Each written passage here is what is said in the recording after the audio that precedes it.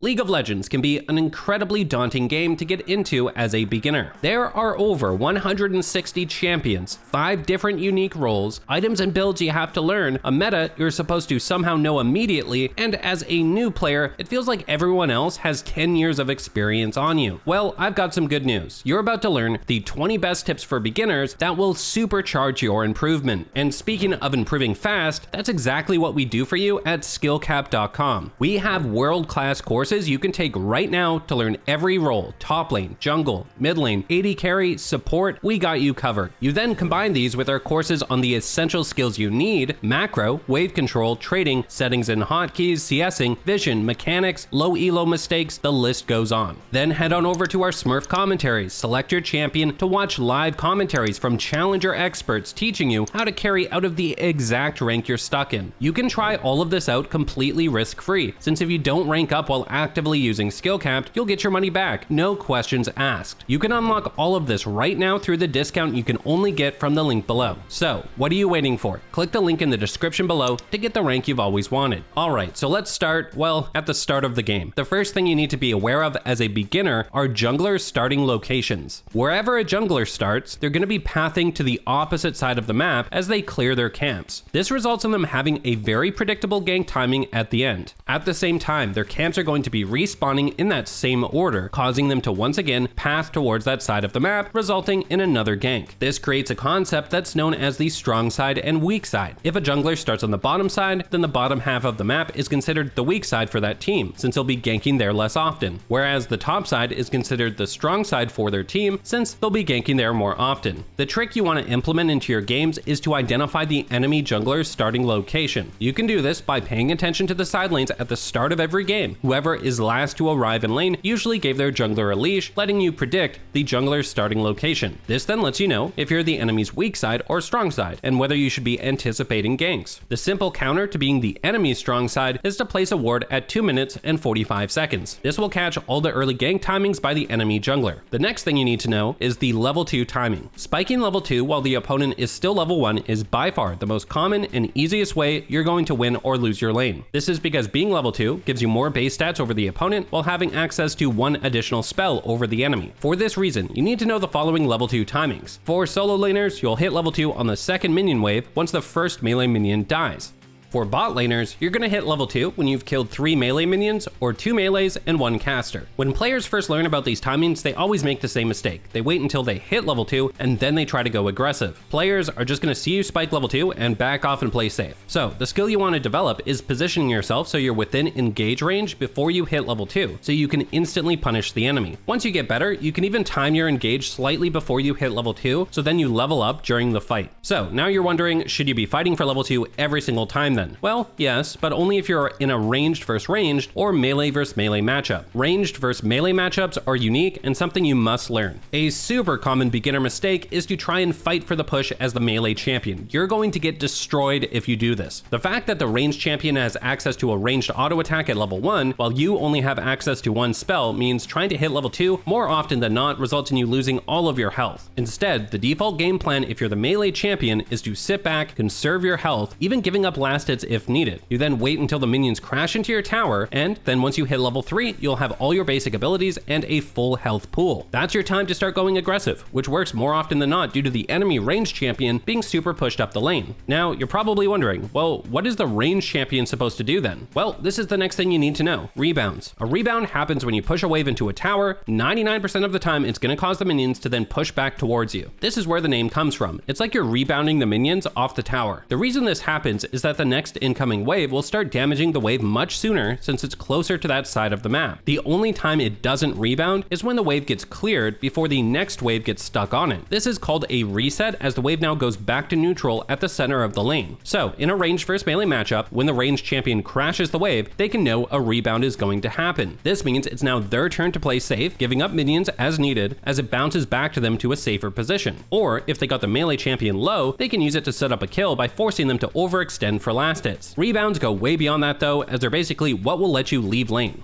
Need to recall? Well, push the wave, which sets up a rebound. Now you can recall, and as you head back to lane, the wave is bouncing back to you, so you miss practically no minions. Want to roam? Again, push the wave first, go off and roam, and then head back to lane with the wave pushing back to you, missing very few minions. Now, you might be thinking, so does that mean each person is just taking turns rebounding waves to one another? Well, honestly, yeah, a lot of lanes do end up feeling turn-based like that, but there is one exception: freezing. Freezing is one of the most misunderstood things in League. At its core, it is simple. You just make sure the enemy has around 4 to 5 more minions than your wave, and you can just permanently keep the wave frozen in front of your tower. What new players get wrong when they first learn this is they try to freeze as a way to keep themselves safe. This isn't possible. If you're losing, the enemy is just going to be able to walk up, push the wave, and you can't fight them. Instead, freezing is done only when you're the one with the lead. This is because it forces the enemy to have to overextend to last hit minions, at which point you can fight them with your lead, often killing them. Or, if they don't extend, they just bleed out a ton of farm over time to the freeze. And speaking of fighting, a beginner mistake players make is fighting way too much. The concept you need to know to fix this is called dead time. Dead time is the period of time when either all your jungle camps are dead, or the minions in lane are dead and you're waiting for the next wave to arrive. This is the most efficient time for you to fight, since you're not giving up any gold or experience from those minions or monsters. I know that it feels like if you don't react to a fight, you're gonna fall behind from the enemy getting kills, but this is a misconception. In the early game, simply farming one wave and one turret plate is nearly worth the same as a kill. In the mid to late game, if someone leaves an inner turret undefended, that's 700 gold from the tower, and just 2 waves on top of that equals 300 gold. So suddenly, simply pushing 2 waves and taking a tower is more than getting 3 kills worth of gold. As a beginner, you really shouldn't be fighting outside of your dead time. You'll learn as you get better the exceptions to the rule. The other mistake you want to avoid is staying on the map for too long when you have unspent gold. It's really easy to make this mistake since you'll be on the map getting a ton of kills and feel like you're stronger than the enemy. But unless you spend that gold, you're actually weaker, since by killing them, they got to go back to base and spend their gold and get a stat advantage by purchasing items. A really good rule of thumb to follow is to start planning your recall once you pass 1000 gold. A lot of items are around that amount, like Faded Ashes and Serrated Dirk, for example. That being said, as you get more experience, you want to identify your next item spike and recall once you pass that amount. So, for a lot of mages mid, that would be Lost Chapter at 1200 gold, for example, or Hextech Alternator at 1100. Or for a lot of bruisers, that can be Tiamat at 1200. And another mistake to look out for when it comes to recalling is getting baited by turret plates early on. A lot of the time, when newer players find out turret plates give 125 gold each, well, they end up throwing their whole lane trying to get one. This happens most often after you get a kill on your lane opponent. You'll figure, hey, they're dead, and despite sitting on a lot of gold and being low on resources like health and mana, you'll mistakenly think you have enough time to take that turret plate and then recall after. But death timers are very short early on, and when you die, you get home guards, which gets you back to lane really fast. So, by staying for that plate, you'll end up low on resources, stuck in lane, or having to recall on a bad timing. Now, our final tip in the laning phase is that speed really matters in League. For example, here, Taliyah is going to be simply better and thus faster at clearing her jungle than the enemy Master Yi. The result of this is Taliyah is able to fully clear all 6 camps in her jungle in the same time Master Yi could only clear 5. This means when they both arrive top, Taliyah is an entire level up from that extra camp. This not only denies Master Yi a gank on top, but also gets him low, while then giving Taliyah the scuttle, which ends up turning into an easy kill. All of this was made possible simply due to the fact that Taliyah spent time optimizing her clear, and so was just faster. Side note, this is why we created a course teaching the fastest way to clear on each champion. It's extremely effective for climbing ranks. There are many ways you can save time in League though. It's not just jungle clears. For example, if your champion can one-shot the caster minions with an ability, it can often be better to move as far up the lane as you can to then cast the ability on the melee minions. Then, once the wave meets, you can hit the entire wave clearing it all at once. This will then give you extra time between waves you can use to roam, recall, or pressure towers faster. In fact, one of the best ways to be faster isn't mechanical, but actually with decision making. For example, here, Taliyah is reacting to a possible fight, but by recognizing and accepting the fight is lost early on, it means she's pivoting to her next source of gold way faster than if she was tunneling on the fight and trying to get a kill, thus generating more gold per second for her. Honestly, if you just go for guaranteed gold while focusing on being faster at doing it, you're gonna be miles ahead of your opponents. Now, let's get into mechanics. There are 5 mechanics as a beginner you must know. First is that in League, clicking closer to your champion gives you a big edge over your opponent. This is because when a skill shot is thrown at you, your mouse has to move less distance to then send a movement command in a different direction. Compare this to when you're clicking far away, and you can see how much more distance your mouse has to cover and how hard it is to dodge abilities. Of course, if you have to auto attack or cast a spell further away, that's fine, but for movement commands, you typically want to keep them close to your champion. champion. The next mechanic you need to be using is sending movement commands between auto attacks. Your auto attack has two parts to its animation, the wind up and the wind down. The animation up until the projectile releases is the wind up, or for melee champions up until you do damage to the enemy. It's really bad to send a movement command during this time since it's going to cancel your auto attack and do no damage. The animation that plays after the projectile releases or the damage is applied as a melee champion is the wind down animation. This can be canceled with a movement command, and by moving between our auto attacks, we make ourselves very hard to hit and can cover a lot more distance if we're either chasing or kiting. In addition to this, you absolutely must use what's called the attack move command. This is essential since if you don't use it, if you misclick the ground beside an enemy, you're going to be walking into them. Attack moving makes your champion attack the nearest enemy even if you misclick on the ground beside them. There are a few settings though you need to use for this to work properly. First, enable attack move on cursor. This makes you attack the nearest target to your cursor instead of your champion. This is way better since if you don't have this enabled and try to attack an enemy behind someone, well, you're just going to be hitting the closest target to your champion instead. Next is show attack range. This will show you a circle around your champion of your attack range every time you press the default attack move bind of A on your keyboard. This is really helpful since it lets you know how you should be positioning. Now, you can use other attack move binds, but that's outside the scope of this guide. We've created more in-depth guides on that. For now, just enable those settings and use the A hotkey and then left click to send attack move commands if you're new to this mechanic. The next setting you need to be aware of is quick casting. This gives you such a huge advantage as it makes you cast your spells way faster since as soon as you press your spell key, it's going to immediately fire. Now, I know what you're thinking, well then I can't actually aim my abilities. Here's the trick that players use. They bind their normal cast to shift plus that ability. So shift plus Q, shift plus W, shift plus E, shift plus R. This way, if you need to combo fast, you can just press your abilities as normal. But if you need to line up a skill shot, you can press shift and the ability to aim it. You'll also need this backup shift bind for warding. This is because you need the aim indicator to know when it's being placed in a brush since it will turn green. And at the same time, the circle is going to let you know how far the ward sees so you know you're actually covering choke points. And the final mechanic you need is to unlock your camera. For a lot of players, this can feel awkward, but it gives you a big advantage since you can pan your camera to see way more information when you're fighting. While at the same time, it lets you see more angles you can expect enemies to come from so you can react sooner. There are some really simple exercises to get yourself used to this mechanic. Head into practice mode. Start by nudging your camera so that your champion always stays on the edge of your screen. After this, practice moving in straight lines where you click around the center of your screen and nudge your camera to keep your champion close to the edge. Once you master this, head into the river. Again, you're right clicking around the halfway point of your screen, then nudge your camera up, spam right click, then left, spam right click, and repeat. You then want to go back down the river the other way. Nudge your camera down, spam right click, then right, spam right click, and repeat. By the way, if you're interested in learning more about mechanics and settings and hotkeys, then I highly recommend these two great courses on our website. Great, now let's talk about what you need to know in the mid to late game. The mid game starts around 14 minutes when turret plates fall. That's when players can start moving around the map more. And the late game is usually around 25 to 30 minutes when things like Dragon Soul become a threat for a team to take. So, firstly, during this time in the game, you should be aware of a concept called gold inflation. In League, having early gold leads are much more impactful because they represent a larger percentage of the total gold in the game. For example, if someone has 6k gold and you have 3k gold for a 3k gold lead on you at 10 minutes, well that means they're 100% more powerful than you are in terms of items. But if that same person has a 3k gold advantage at 25 minutes when you have 13k gold and they have 16k gold, well, that's only around 16% more powerful than you. And it goes without saying, when everyone is full build, then gold leads don't even matter at that point since you can't convert that extra gold into items. Long story short, when you're behind early on, just by delaying the game, even if you don't shorten the gold lead or even if it gets worse, it's actually still an improvement due to how gold inflation works. Now, the next thing you're about to learn is the foundational concept to all other macro concepts in League: number advantages. The vast majority of all fights you will have in League of Legends won't be decided by gold leads, mechanics, or the champion types. It's going to be decided by which team has more players at that fight. And most players really struggle with map awareness, and so they're constantly taking fights where they're outnumbered without really realizing it. The solution to this is simple. Once turret plates fall at 14 minutes and the mid game hits, you need to be looking at the map a lot. The goal is to identify what teammates you have nearby and what enemies you can see on the map. If you can only see 2 enemies and 3 other are missing, well, play it safe. If your team is grouped as 5 and you see 1 enemy in the side lane, awesome, look to fight. You know you have the number advantage. Literally every macro tactic you're going to learn when you're more experienced just builds on this one principle, so it's best to focus on getting good at this first. The next thing to be aware of during the mid to late game is the pressure rule. The basic concept of pressure is defined as when someone on your team is threatening to damage a tower. This is because to do this, they're also pushing a wave into the tower, so they're threatening two things. One, to just straight up destroy the tower, which can be worth a lot of gold, and two, for the wave they push to then die to the tower. This is a loss of golden experience for the enemy team if no one comes to pick up that wave. In the mid to late game, simply look at the map and identify if your team has pressure. When they do, then you need to be pressuring too in some way. That can mean grouping with them to pressure the same tower, it can mean pressuring a completely separate tower, or it can mean looking to take a neutral objective. You do this for two reasons. Firstly, it's incredibly hard to defend when an entire team coordinates pressure at the same time. It just works the majority of the time in solo queue. Secondly, when your team is pressuring, they're often going to get some sort of defense from the enemy team. So if you don't match their pressure and you go off to farm safely, well, you're likely leaving your team down in numbers for that upcoming fight. The inverse of this is also true. So when your team has no pressure, well, that's your time to focus on playing defensive, safe, and look to passively farm rather than pressure yourself. The next mid to late game rule to follow is the empty lane rule. Before you do anything, you want to pay attention to if there's empty lanes and push them out before you really do much. Remember what you just learned about pressure. By pushing waves, you create pressure. This will set up two simple but effective tactics. Either no one from the enemy team defends that push, which means tons of free gold and experience for you, or by pushing, you bait a defender from the enemy team to respond to it, at which point you can rotate off while the enemy is busy with the wave to look for a number advantage fight elsewhere. If you just follow the following three things, number advantages, the pressure rule, and the empty lane rule, you're going to be ahead of like 90% of the player base as a new player. Also, I quickly want to mention a common trap newer players fall for in the mid to late game. They try to take inhibitors before taking Baron. League of Legends isn't designed for this to happen. It will be really easy for one or two champions on the enemy team just to clear that wave in an instant and defend the tower. You'll waste a lot of time getting not a lot done while being very overextended at the enemy's base. It's the most common way leads are thrown. Instead, League is designed for you to take Baron first and then use that Baron buff to siege towers to then take the inhibitors. You want to set up your Baron takes with two simple steps. Step 1, push out mid lane. Remember, it creates pressure and pins down enemies defending it. This will give you a timing window to go and get vision control around Baron. This means using sweepers and control wards to clear the enemy's vision around Baron, and then placing your own vision deeper into the enemy's jungle so you can see them early on if they come to try and contest your Baron take. Step 2 is then starting the Baron. If you pushed mid first and established vision control, the vast majority of the time you're going to get Baron for free uncontested. However, if you see the enemy is moving to contest your Baron take, then you want to stop doing Baron and instead move to make a pick on them. Since you cleared their vision first, they won't know you're there, making for easy kills. Those easy kills mean you have the number advantage, so you can just go back to taking Baron after. And finally, our last beginner tip has to do with setting realistic expectations. There's a reason why players refer to grinding solo queue as, well, a grind. Let's say you were bronze 4. If you maintained a 55% win rate, it would take you 160 games on average to get to silver 4. Bronze has an average game duration of 30 minutes. That means this will take you 80 hours of playing. And if you played 3 hours a day every day, it would still take you 27 days to get to silver. At the same time, a very reasonable expectation you should develop is that around 1 out of 3 of the games you play will be unwinnable. You don't know which games those will be, so you still have to be level-headed and try your best no matter how doomed the games feel. And I know that losing 1 in 3 games sounds like a lot, but that would still mean you'd have a 66% win rate, which is incredibly high and makes for a fast climb. That's why it's really important to have a healthy, long-term mentality when playing this game, and try not to let the short-term losses mean too much to you. And if you want to make that grind way easier, then you need skillcap.com. We have world-class courses you can take right now to learn every role. Top lane, jungle, mid lane, AD carry, support, we got you covered. You then combine these with our courses on the essential skills you need: macro, wave control, trading, settings and hotkeys, CSing, vision, mechanics, low elo mistakes, the list goes on. Then head on over to our Smurf commentaries. Select your champion to watch live commentaries from challenger experts teaching you how to carry out of the exact rank you're stuck in. You can try all of this out completely risk-free, since if you don't rank up while actively using SkillCapped, you'll get your money back. No questions asked. You can unlock all of this right now through the discount you can only get from the link below. So what are you waiting for? Click the link in the description below to get the rank you've always wanted. Alright, and that will do it for this one. We here at SkillCapped want to thank you for watching, and we'll catch you in the next one.